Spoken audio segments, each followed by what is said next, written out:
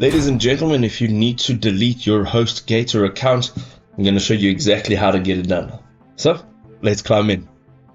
So if you want to delete this HostGator account, there are a few things that you need to know. First of all, if you've already paid for your plan, you can't get a refund if it's not within your 30-day period. They do offer a 30-day money-back guarantee. Within the 30 days, you can get your refund. However, what we want to do here is over on the top right-hand side, you will see your little icon of your profile picture, and we're going to go down to Renewal Center. Now, what will happen is when you purchase a plan from HostGator, you will have your account details or your payment method added in.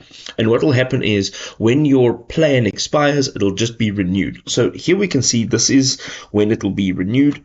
And we're going to go over to the left here. We're going to select the plan or the service or the product that we would like to have not renewed. And now we're just going to say disable auto renew.